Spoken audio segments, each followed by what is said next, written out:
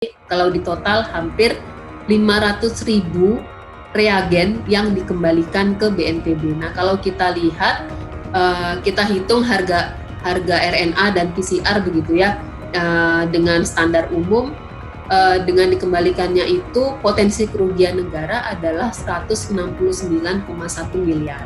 Jadi itu sejauh ini perhitungan kami.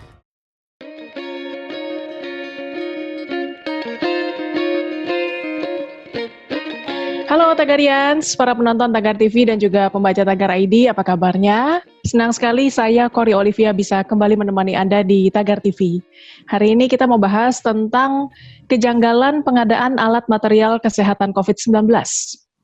Indonesian Corruption Watch meminta KPK segera turun tangan karena menemukan sejumlah kejanggalan selama kurun waktu April sampai September 2020 dengan potensi kerugian diperkirakan mencapai 169,1 miliar rupiah. ICW juga menemukan ada sekitar 498 ribu regen yang dikembalikan karena tidak layak pakai. Salah satunya karena dekat masa kadaluarsa. Menurut ICW, KPK seharusnya menyelidiki BNPB yang dipimpin oleh Doni Monardo, karena BNPB selaku penanggung jawab dianggap sudah abai dalam proses pengadaan alat material kesehatan COVID-19 oleh sejumlah perusahaan yang ditunjuk sebagai penyedia. Untuk membahas hal ini lebih lanjut, saya sudah bersama dengan peneliti Indonesia Corruption Watch, Dewi Anggreni. Halo Mbak Dewi, apa kabar Mbak? Halo Mbak Kori, baik-baik. Bagaimana Mbak Kori kabarnya? Kabar sehat Mbak. Mbak Dewi, ini ICW menemukan sejumlah kejanggalan ya dari pengadaan alat kesehatan COVID-19 yang dilakukan BNPB dari April sampai September 2020 ya Mbak ya? Ya, betul. Ada berapa nih Mbak kejanggalan yang ditemukan dan apa saja kejanggalannya? Kalau kejanggalan sebenarnya ada beberapa ya, cuman beberapa itu ternyata beranak pinak gitu ya. Yang pertama adalah semuanya terkait pengadaan yang dilakukan oleh BNPB. Nah, pengadaan alat material kesehatan ini yang penuh dengan pertanyaan begitu juga ya. Jadi kami juga mempertanyakan mengapa hal ini bisa terjadi, meskipun banyak peraturan yang mendukung memang sebenarnya terkait pengadaan barang dan jasa gitu ya. Kalau bisa dibilang banyak peraturan memang yang sudah mendukung untuk diadakan pengadaan dalam kondisi darurat. Ada beberapa regulasi begitu ya. Nah, yang penting kita lihat adalah peraturan LKPP.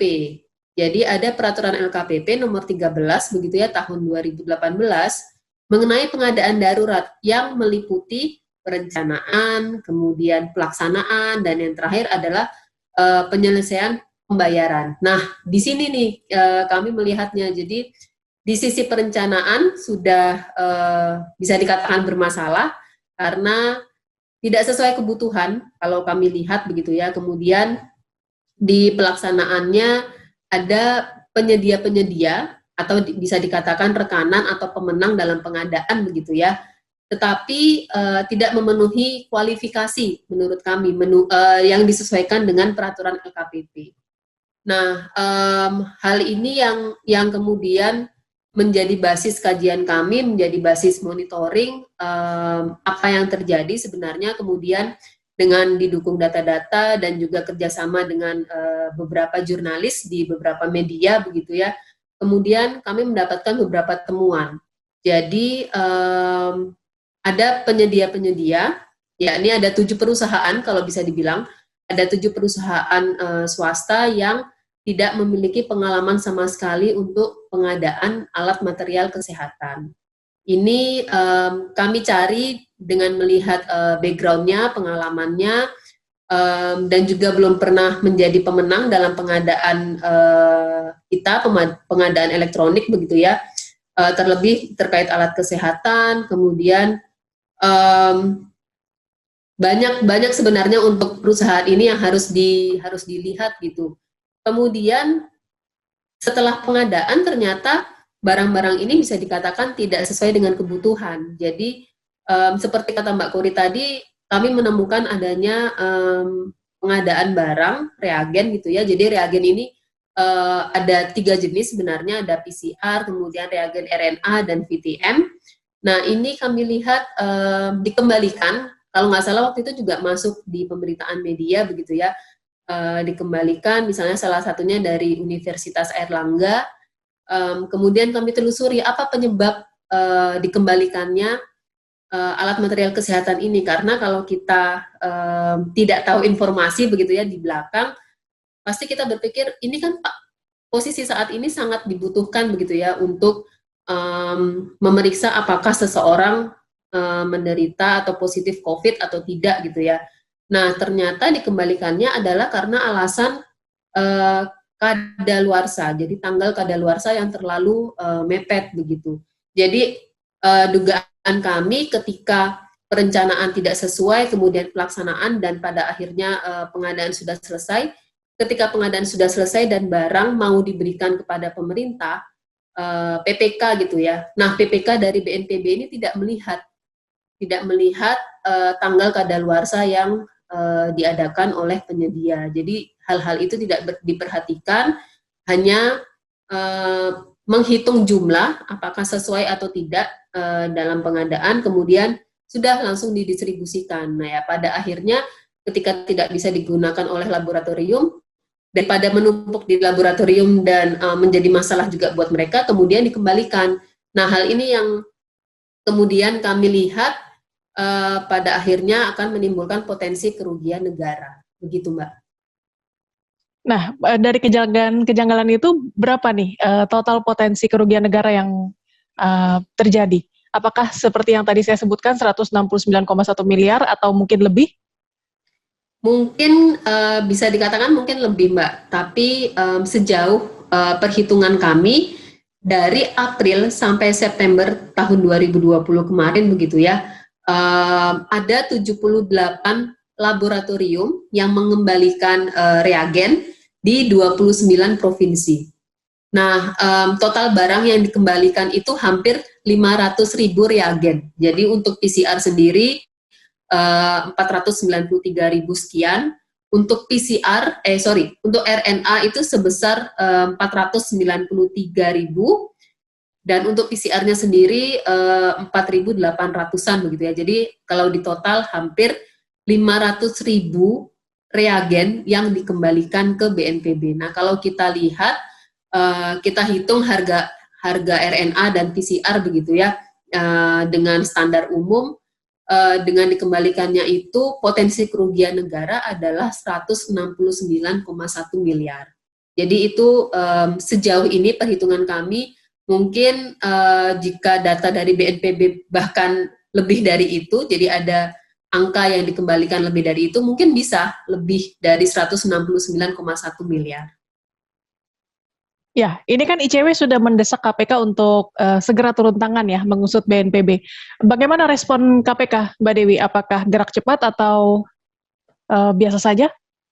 Ya, kalau desakan kita memang ke teman-teman KPK begitu ya, untuk mengusut lebih lanjut, karena pengadaan dalam kondisi darurat itu memang sangat dimungkinkan dan bagaimana ya, memang diharuskan juga. Jadi sebenarnya pemerintah juga tidak boleh takut karena itu untuk kebutuhan kita juga dalam kondisi darurat, tetapi tentu harus sesuai kaidah yang berlaku begitu ya. Sudah ada aturan yang berlaku, itu yang harus ditaati. Nah, ketika ada celah-celah yang seharusnya ditutup oleh pemerintah atau oleh PPK, orang pengadaan gitu ya di dalam pemerintahan, tetapi tidak ditutup malah disalahgunakan, ini yang harus ditelisik begitu ya.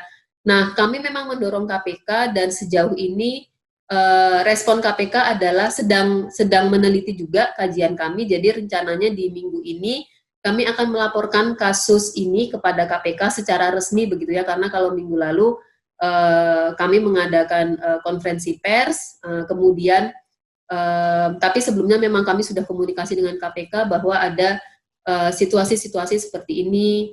Nah, secara resminya akan kami laporkan di minggu ini, dan kami mendesak KPK untuk menelisik lebih lanjut. Jadi kalau kemarin kita tahu ada OTT di Kementerian Sosial, ini juga terkait pengadaan di masa darurat. Nah, ini bisa saja menjadi potensi lain atau masalah lain atau kasus lain begitu ya. Jadi tidak hanya di Kementerian Sosial tetapi juga di BNPB. Begitu Mbak Kori.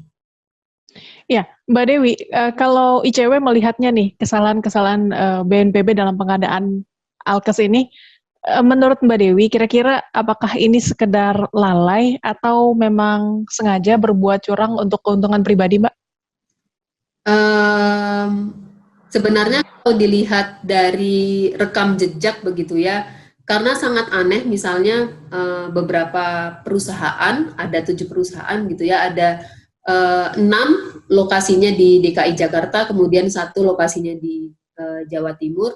Nah, dari ketujuh ini, kalau kita melihat salah satu bukti saja, misalnya kita berbicara mengenai akte, dari 7 perusahaan ini tidak ada yang memiliki pengalaman untuk pengadaan alat kesehatan begitu ya, atau alat material kesehatan begitu, atau alat uji laboratorium terkait hal-hal itu. Kemudian tiba-tiba mendekati penandatanganan pesanan BNPB, jadi yang kita duga adalah para perusahaan ini tahu pesanan-pesanan BNPB ini apa saja.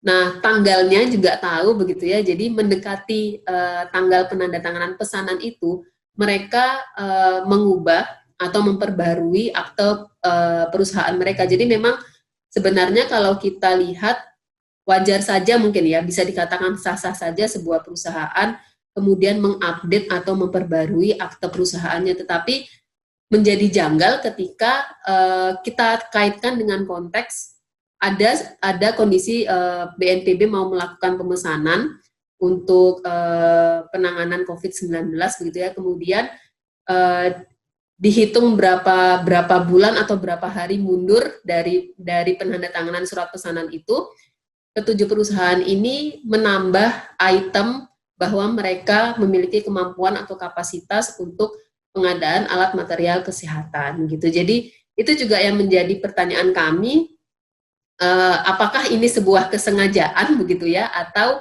ada kecurangan-kecurangan atau mungkin komunikasi sebelumnya yang mana itu sebenarnya tidak diperbolehkan dalam sebuah proses pengadaan begitu ya. Jadi ini yang perlu KPK telusuri begitu ya. Kalau kami ICW ataupun teman-teman jurnalis tidak mempunyai wewenang untuk sampai menginvestigasi hal seperti itu.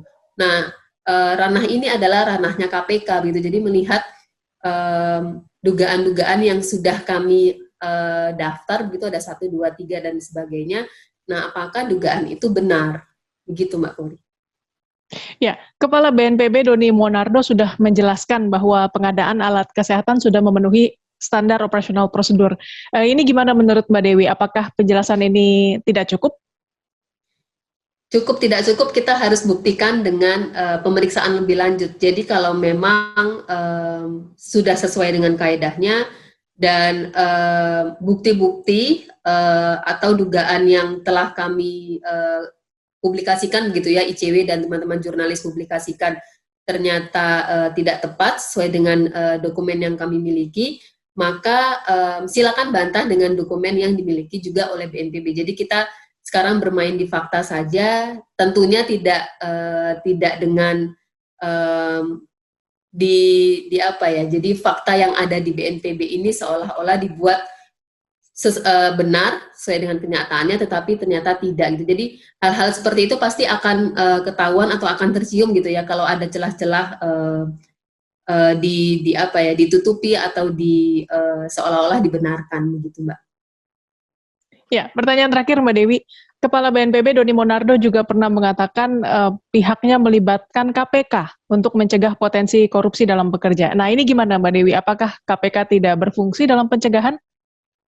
Kalau pencegahan tentu semua pihak mempunyai peran gitu ya, termasuk KPK ketika diminta untuk merekomendasikan atau memberikan langkah-langkah pencegahan yang diharapkan para kementerian atau lembaga menerapkan. Nah, kalau diklaim bahwa KPK juga melakukan pencegahan di BNPB, itu kan masih taraf pembukaan begitu ya. Kalau di sebuah pengadaan teman-teman harus menggunakan peraturan ini.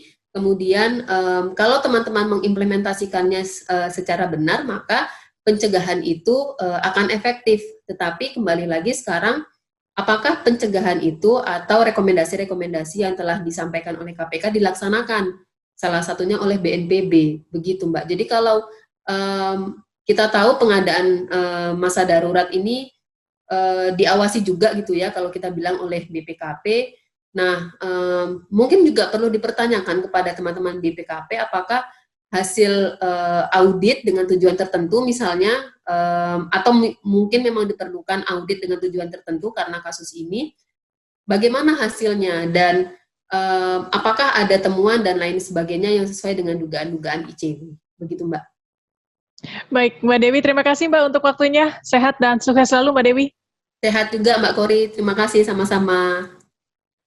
Baik, Tagarian, sedemikian perbincangan saya bersama peneliti Indonesian Corruption Watch, Dewi Anggraini. Subscribe YouTube channel Tagar TV dan klik loncengnya juga untuk mengikuti video menarik membahas topik terhangat hanya untuk Anda. Saya Kori Olivia, Tagar TV.